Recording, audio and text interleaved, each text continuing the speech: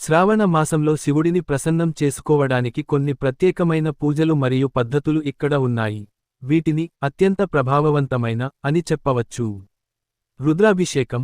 శ్రావణ మాసంలో శివలింగానికి రుద్రాభిషేకం చేయడం అత్యంత ముఖ్యమైనది.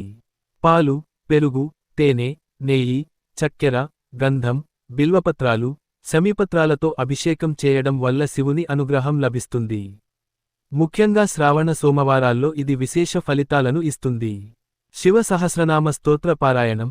శివ సహస్రనామ స్తోత్రాన్ని పఠించడం వల్ల శివుని అనుగ్రహం లభిస్తుంది. ఇది శివుని 1000 నామాలను కీర్తించే స్తోత్రం. శ్రావణ మాసంలో ప్రతిరోజు లేదా శ్రావణ సోమవారాల్లో పఠించడం చాలా మంచిది. పంచాక్షరి మంత్ర జపం. ఓం నమః శివాయ, ఓం నమః శివాయ అనే పంచాక్షరి మంత్రాన్ని నిరంతరం జపించడం వల్ల శివుని అనుగ్రహం లభిస్తుంది. ఈ మంత్రాన్ని శ్రావణ మాసం అంతా వీలైనన్ని సార్లు జపించడం వల్ల మానసిక ప్రశాంతత, శుభ ఫలితాలు కలుగుతాయి. ప్రదోషకాల పూజ. ప్రదోషకాలం సాయంత్రం తెల్లవారుజాము 4:30 నుండి ఉదయం 6 గంటల మధ్య శివుడిని పూజించడానికి అత్యంత పుణ్యఫలాన్ని ఇచ్చే సమయం. ఈ సమయంలో శివాలయంలో దీపం వెలిగించి శివుడిని పూజించడం వల్ల విశేష ఫలితాలు లభిస్తాయి.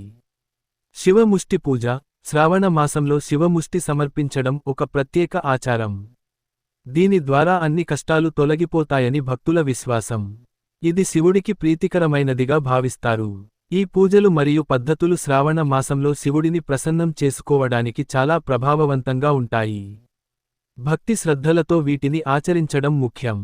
మా ఛానెల్ సబ్స్క్రైబ్ చేసుకోండి. మరిన్ని వీడియోలు ముందుగా మీకే వస్తాయి.